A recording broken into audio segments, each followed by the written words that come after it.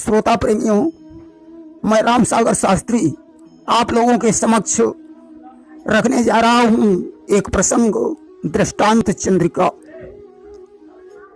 एक गांव में दो भाई रहते थे। एक भाई शिव भक्त था, वह रोज शिव के मंदिर में जाकर पूजा पाठ करता था। दूसरा भाई दुष्ट था, वह रोज शिव मंदिर में जाकर शिवलिंग पर 5 लाठियां मारता था। एक बार की बात है, विकट सर्दी थी। बड़ा भाई सर्दी की वजह से मंदिर नहीं गया, वह घर में ही लेटा रहा। छोटा भाई जब खाना खाने बैठा तो उसे ध्यान आया, अरे आज शंकर जी के 5 लाठियां नहीं मार पाए। जल्दी से उठा, मंदिर में पहुंचा और शिवलिंग पर 5 लाठियां मारी। अब तो साक्षात भगवान शंकर प्रकट हो गए। उन्होंने कहा, बरम ब्रूही, वरदान मांग लो। दुष्ट बोला, क्या आप ही शंकर हो? बोले, हाँ मैं ही शंकर हूं। बोला, ठीक है, आप शंकर जी हैं, बड़ी अच्छी बात है, आप जा सकते हैं, मुझे कोई वरदान नहीं चाहिए। भगवान शंकर ने उसकी बुद्धि को निर्मल बना दिया। अब तो वह स्वयं रोज मंदिर में जाकर भगवान शंकर की पूजा करने लगा। एक चोर जब मरने लगा, उसने अपने पुत्र से कहा, बेटा भूल कर भी कभी पंडितों की कथा मत सुनना। अगर कथा के पास से निकलना हो तो कान में उंगली लगा लेना। एक बार की बात है, चोर का पुत्र उसी रास्ते से गुजरा जहां कथा हो रही थी। उसने कानों में उंगली लगा ली और भाग कर निकला।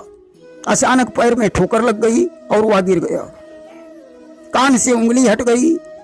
अब तो उसे कथा का शब्द सुनाई पड़ने लगा। पंडित जी कथा में बोल रहे थे, इष्ट की छाया नहीं होती है। चोर का पुत्र उठा, उसने कहा, क्या बताएं, मैंने धोखे में पंडित जी का शब्द सुन लिया। पिताजी मरते समय कह गए थे कि कभी पंडितों की कथा मत सुनना। कुछ दिनों बाद उसने चोरी की। दरोगा जी ने चोर को पकड़ने के लिए काली का रूप बनाया। आधी रात को उसके घर पहुंचे। देवी जानकर उसने प्रणाम किया। दरोगा जी बोले, मैं काली हूं, मुझे सब पता है, यह चोरी तूने ही की, मगर मेरी भेंट नहीं दी, इसलिए मैं तेरे पास आई हूं। चोर का पुत्र सत्य बताने ही वाला था। अचानक उसे पंडित जी की बात याद आ गई कि इष्ट की छाया नहीं होती है। उसने दरोगा जी की छाया देखी तो शांत हो गया। उसने कहा, आप देवी हैं, मैं आपको प्रणाम करता हूं, परंतु हे माता, मैंने कोई चोरी नहीं की। दरोगा जी ने समझा यह निर्दोष है, उसे छोड़ दिया और वापस लौट आए। इसीलिए कहा जाता है कि सत्संगति दुर्लभ संसारा, निमिष दंड भरिए कौबारा। एक घड़ी आधी में पुनियाद, तुलसी संगति साध की हरे कोटि अपराध। एक घड़ी आधी घड़ी चौथाई घड़ी सत्संग की बेकार नहीं जाती है, इसलिए सत्संग जरूर करना चाहिए। एक बार एक सेठ जी ने मार्ग में जाते समय खजूर का पेड़ देखा जिसमें पके हुए खजूर लगे थे। सेठ जी का मन खजूर खाने को लालायित हुआ, इसलिए वे पेड़ पर चढ़ गए। खजूर खाकर जब वे उतरने लगे तो उन्हें डर लगा। डर से देह कांपने लगी। बोले, हे भगवान, मैं अगर खजूर के नीचे उतर आऊं तो मैं 100 ब्राह्मण खिलाऊंगा। जब सेठ जी आधी दूरी पर पहुंचे तो बोले, 100 नहीं 50 ब्राह्मण खिला दूंगा। और नीचे आए तो बोले, 50 नहीं, मैं 25 ब्राह्मण ही खिलाऊंगा।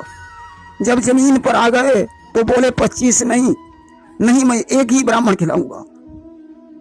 दूसरे दिन सेठ जी एक ऐसे ब्राह्मण की खोज करने लगे जो कम खाता हो। उन्होंने कई ब्राह्मणों से बातचीत की।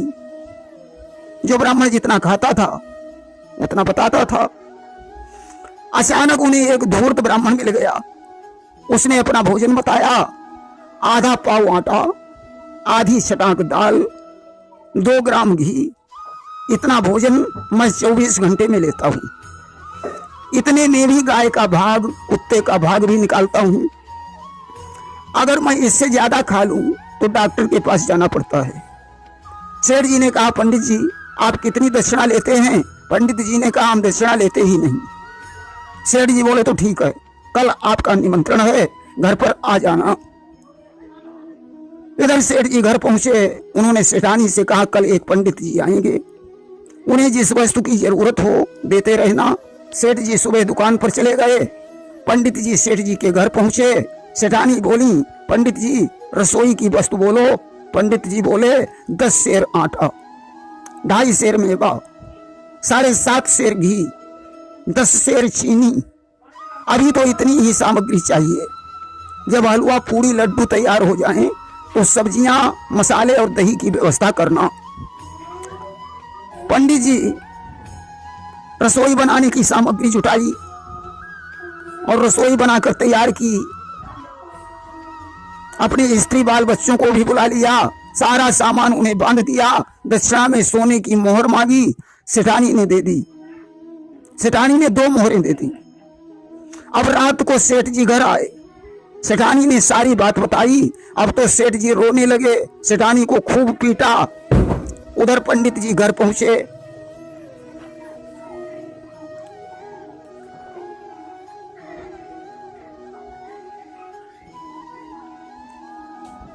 सेठानी से कहा कि इस प्रकार का अगर कोई व्यक्ति आए तो कह देना कल पता नहीं उन्होंने किसके यहाँ भोजन कर लिया, उनके पेट में भयानक दर्द होने लगा और उनकी मृत्यु हो गई।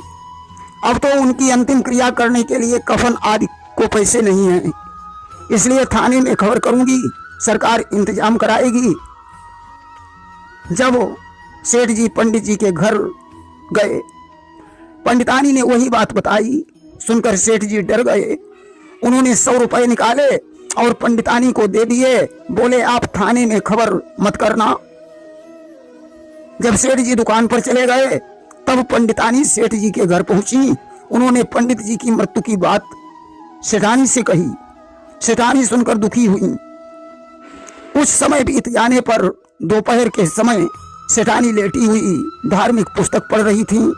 उसी समय धूर्त पंडित ने आशीर्वाद देते हुए उन्हें चौंका दिया। सेठानी ने कहा पंडित जी आप तो मर गए थे, क्या यह बात सच है? पंडित जी ने कहा बिल्कुल सच है। सेठानी जी बोली फिर आपका यहाँ कैसे आना हुआ? पंडित जी बोले आपकी लड़की जो मर चुकी थी वह स्वर्ग में है, उसने मुझे आपके पास भेजा है। उसने अपने कपड़े और गहने मंगाए हैं, क्योंकि वह कपड़े और गहनों से वह दुखी है। लड़की का समाचार सुनकर सेठानी ने सब वस्त्र आभूषण दे दिए। धूर्तराज गठरी बांधकर चल दिया। रात को ज्यों ही सेठ जी अपने घर आए, पंडितानी ने चर्चा छेड़ी। अब तो सेठ जी समझ गए कि वह धूर्त जिंदा है, उसे प्रातः काल ही पकड़ लूंगा। ऊंट खोला और ज्यों उसके दरवाजे पर पहुंचे, धूर्त भागने लगा। सेठ जी ने ऊंट को उसके पीछे दौड़ा दिया। 2-3 किलोमीटर पर पहुंचकर धूर्त ने विचार किया अब पकड़ जाएंगे, तो वह दौड़कर एक पेड़ पर चढ़ गया। सेठ जी नीचे खड़े हैं। अब तो उन्होंने ऊंट को वहीं खड़ा कर दिया और पेड़ पर चढ़ने लगे। धूर्त पेड़ से कूदकर ऊंट पर बैठ गया। अब तो सेठ जी ने समझ लिया कि ऊंट भी हाथ से चला गया।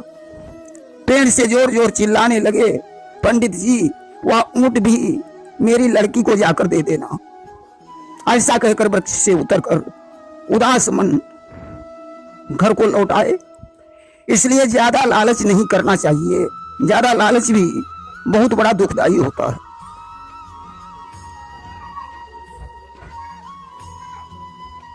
एक महोदय जी का नाम मामा था। आप मेहमानी खाने के बड़े शौकीन थे। घर से चल देते थे और जहां शाम हो जाती थी वहीं रुक जाते थे। एक बार चलते चलते एक वैश्य के यहाँ पहुंच गए। घर में उस समय केवल बहू थी। उसने देखा, विचार करने लगी, मालूम पड़ता है कोई मेहमान आया है। कुर्सी डाल दी, महोदय जी बैठ गए। चाय आय पिलाने के बाद पूछने लगी मैंने आपको पहचान नहीं पाया। बोले हाँ हो सकता है न पहचान पाया हो, मैं मामा हूं। बहू ने सोचा शायद हमारे पतिदेव के मामा होंगे। तब तक पतिदेव भी आ गए। ऊपर 2 मंजिल पर ले गए, स्वागत सत्कार किया और बोले मैंने आपको पहचान नहीं पाया। महोदय जी बोले मैं मामा हूं। पतिदेव ने विचार किया कि शायद हमारी पत्नी के मामा होंगे। 10-15 दिन मेहमानी खाई। एक दिन बोले अच्छा अब मैं घर जा रहा हूं, फिर कभी आऊंगा। पतिदेव भेजने गए। थोड़ी दूर भेजकर जब घर वापस लौटे तो पत्नी से बोले क्या यह तुम्हारे मामा थे? पत्नी बोली नहीं, मेरे मामा होते तो मोटरसाइकिल से आते, या हमारे मामा नहीं है। पति बोला या मेरे भी मामा नहीं है, मेरे मामा होते तो मारुति वैन से आते। पत्नी ने कहा तो इनसे पूछो कि आप किसके मामा हैं। पति दौड़ कर गया, महोदय जी को रोका, पूछने लगा आखिर आप एक बात बताओ कि आप किसके मामा हैं। महोदय जी बोले सुनो कि ना तुम हमरे भांजे ना भांजी तब बाम, मामा मामा सब कहें मामा मेरो नाम। न तो आप मेरे भांजे ना आपकी पत्नी मेरी भांजी है, मुझे सभी लोग मामा कहते हैं क्योंकि मेरा नाम मामा ही है। एक श्रीमान जी का नाम तुम्बकपुरा था। एक बार श्रीमान जी किसी गांव से होकर गुजर रहे थे, वहां उन्होंने रोने की आवाज सुनी, रुक गए। लोगों से पूछा भैया इस घर में लोग क्यों रो रहे हैं? बोले अमर नाम के पंडित जी का निधन हो गया है। महोदय जी और आगे बढ़े तो देखा एक आदमी बड़ी जोर से भागा जा रहा है। महोदय जी बोले भैया आप क्यों भाग रहे हो? वह बोला हमारा नाम सूर है, मैं युद्ध स्थल से अपने प्राण बचाकर भागा हूं। और आगे बढ़े तो एक बुढ़िया कंडा बीन रही थी। महोदय जी ने उससे पूछा माता जी आप कंडा बीन रही हैं? बोली हाँ बेटा कंडा बीन रही हूं। अच्छा आपका नाम क्या है? बुढ़िया बोली लक्ष्मी। और आगे बढ़े तो लोगों ने महोदय जी से पूछा श्रीमान जी आपका नाम क्या है? बोले तुम्बकपुरा। अब तो नाम सुनकर लोग हंसने लगे, अरे यह कैसा नाम है?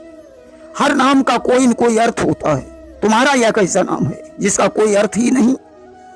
महोदय जी बोले आप अर्थ की बात कर रहे हो। किसी का नाम गंगा है और पति अगर एक गिलास पानी मांगे वह उसको पानी न पिला सके तो क्या गंगा नाम सार्थक है? नाम तो सीता है और स्त्री उल्टा हो तो क्या सीता नाम सार्थक है? मैंने तो अपनी आंखों से अमर को मरते देखा, सूर को भागते हुए देखा, लक्ष्मी को कंडा बीनते हुए देखा। उनसे तो अच्छा तुम्बकपुरा ही मेरा नाम सार्थक है। कि अमरा को हम मरते देखा भगते देखा सूरा, कंडा बीनत लक्ष्मी देखी खासा तुम्बकतूरा। आजकल लोगों के नाम तो पृथ्वीराज, लखपति, तपस्वी, गंगा देवी, परंतु उनमें वैसे एक भी गुण नहीं पाए जाते हैं। मनुष्य को अपने नाम की मर्यादा बनाए रखना चाहिए। एक सेठ जी का लड़का पढ़ा लिखा था लेकिन द्रव्यहीन होने के कारण विवाह नहीं हो पाया। एक धर्मांध मनुष्य ने इस शर्त पर उसे लड़की देना स्वीकार किया कि वह अपना धर्म छोड़कर मेरा धर्म ग्रहण कर ले। सर्वप्रथम गुरु मंत्र लेने की बात तय हुई। ब्याह के दिन गुरुदेव जी पधारे, ब्याह का कार्यक्रम प्रारंभ हुआ जो गुरु जी के हाथ से ही संपन्न हुआ। इसके बाद उसने गुरु जी से कहा दामाद को कंठी पहना दो और गुरु मंत्र दे दो। गुरु जी ने अगले दिन के लिए टाल दिया। आज दामाद ने उपवास किया, नहा धोकर गुरु जी के पास गया। गुरु जी ने कान में एक मंत्र फूंक दिया। दामाद पढ़ा लिखा था इसलिए उसे ठगना आसान नहीं था। उसने पूछा गुरु जी इस मंत्र से क्या लाभ होगा? गुरु जी बोले तुझे स्वर्ग प्राप्त हो जाएगा। चेले ने कहा गुरु जी क्या स्वर्ग मुझे अवश्य प्राप्त हो जाएगा? गुरु जी बोले निश्चित, स्वर्ग के साथ साथ तुझे वैकुंठ और कैलाश दोनों दे रहा हूं। अब इसके लिए मुझे दक्षिणा लाइए। चेला बोला महाराज जाओ, गुरु दक्षिणा में मैंने आपको दिल्ली, बंबई और राजस्थान तीनों दे दिए। गुरु जी गुस्से में होकर बोले अरे मूर्ख, क्या दिल्ली, बंबई और राजस्थान तेरे बाप का है? चेला बोला गुरु जी क्या स्वर्ग, वैकुंठ और कैलाश तुम्हारे बाप का है जो मुझे दे रहे हो? अब तो दोनों में झगड़ा होने लगा। चेले ने गुरु जी की दाढ़ी उखाड़ ली, लोग दौड़कर आ गए, बीच बराव किया। गुरु शिष्य की बातों पर सभी लोग हंस रहे थे। एक बार एक बदमाश को राजा ने नाक काटने की सजा दे दी। नाक काटने के बाद वह बदमाश सीताराम सीताराम सीताराम कहिए, जाही विधि राखे राम, ताही विधि रहिए, सीताराम सीताराम। यह संकीर्तन करके नाचने लगा। लोगों ने पूछा, भैया तुम्हारी नाक कटी, तब से तुम बड़े प्रसन्न दिखाई दे रहे हो। उसने कहा, नाक कटने में ही आनंद है, मुझे भगवान के साक्षात दर्शन हो रहे हैं। पूछने वाले ने कहा, भैया तब तो ऐसा करो, तुम मेरी भी नाक काट लो, कम से कम भगवान के दर्शन तो हो जाएंगे। उसने भी नाक कटा दी, परंतु दर्शन नहीं हुए। बदमाश ने कहा, भैया मेरी तो नाक कट ही चुकी थी और तुमने भी कटा डाली, अब तुम भी संकीर्तन करके नाचो और लोगों को बताओ कि भगवान के दर्शन हो रहे हैं। अब तो वह भी गाने लगा कि सीताराम सीताराम सीताराम कहिए, जाही विधि राखे राम, ताही विधि रहिए, सीताराम सीताराम।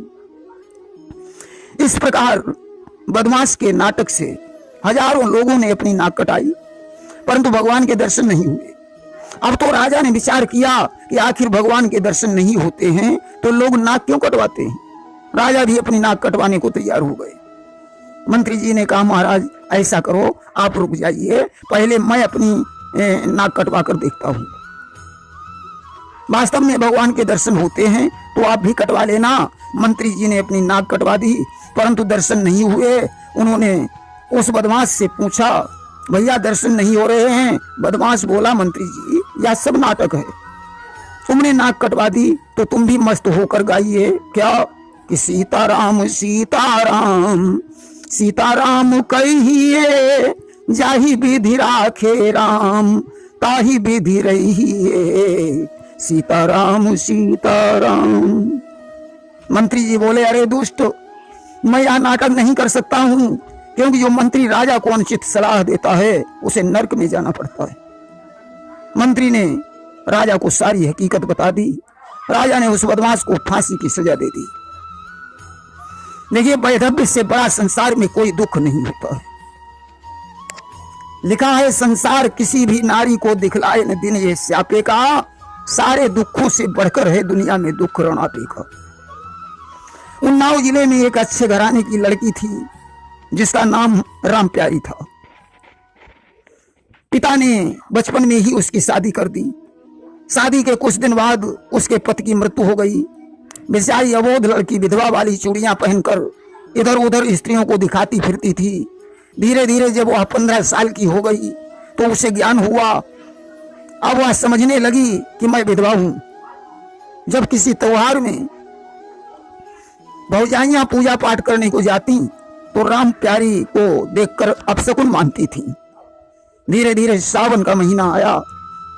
भौजाइयां जेवर गहने पहनकर श्रृंगार करके झूला झूल रही थी। राम प्यारी झोंका दे रही थी। अब उसे भी अपने पति की याद आ रही थी, इसलिए वह एक गीत गा रही थी कि नैया मेरी अधभर में, नैया मेरी अधभर में, गया छोड़ समरिया है, नैया मेरी अधभर में, नैया मेरी अधभर में, गया छोड़ समरिया है। और कैसे कटे दिन बाकी, कैसे कटे दिन बाकी, मेरी बाली उमरिया है, नैया मेरी अधभर में। मैं तो यह कहता हूं कि इस प्रकार की विधवाओं का विवाह दोबारा यदि हो जाए तो इसमें क्या दोष है।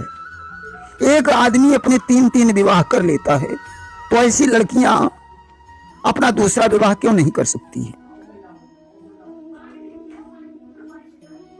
केरल राज्य में सावन के महीने में ओणम का त्योहार मनाया जाता है। घर की लिपाई पुताई करके लोग स्वच्छ वस्त्र धारण करते हैं। दाल चावल पापड़ खिचड़ी खीर पकौड़ी आदि व्यंजन बनाए जाते हैं। बालिकाएं और स्त्रियां नृत्य करती हैं। महाबली की पूजा की जाती है। स्त्रियां एक गीत गाती हैं। कि हमने घर को खूब सजाया, आओ महाबली आओ, फैले सुख और शांति सभी में, सबको दर्शन दे जाओ। एक बार एक जुलाहा बाजार में गया, वहां उसने तरबूज बिकते हुए देखे। जुलाहे ने तरबूज वाले से पूछा, भैया यह कौन चीज है? उसने बताया यह उड़ने वाले घोड़े का अंडा है। जुलाहे ने पूछा, बच्चा कब निकलेगा? बोला बस 2-3 दिन में। जुलाहे ने सोचा जब बच्चा निकलकर बड़ा होकर उड़न बछेड़ा बनेगा तो मिनटों में बाजार पहुंच जाऊंगा, मिनटों में दिल्ली, कानपुर, आगरा पहुंचकर लौट आऊंगा। बोला भैया एक अंडा कितने रुपए का है? तरबूज वाला बोला बस 100 रुपए का है। उसने एक तरबूज खरीद लिया। रास्ते में एक तालाब पड़ा, जुलाहा दीर्घ शंका करने चला गया। उसने तरबूज तालाब के तट पर रख दिया। तब तक एक लोमड़ी आ गई, वह तरबूज खाना चाहती थी। ज्यों ही उसने तरबूज को फोड़ा, जुलाहे की नजर पड़ गई। उसने विचार किया कि अंडे से बच्चा निकला है। लोमड़ी के पीछे भाग खड़ा हुआ, लोमड़ी छुप गई। जुलाहा निराश होकर घर लौट आया। उसने अपनी पत्नी को सारी कहानी बताई। पत्नी ने कहा अगर वह बच्चा होता तो उसी पर बैठकर ताना पूर्ति, दौड़ इस खूंटे से उस खूंटे तक। जुलाहा बोला इस तरीके से तुम बच्चे को थकाकर मार डालती, और अपनी पत्नी को पीटने लगा। बेचारी पत्नी सारी रात रोती रही। जुलाहा भी भूखा प्यासा लेट गया। इस तरीके से आप लोगों ने देखा कि कल्पनाएं करना कष्ट का विषय होती है, इसलिए ज्यादा कल्पनाएं नहीं करना चाहिए। प्रेम से बोलिए वृंदावन बिहारी लाल की जय।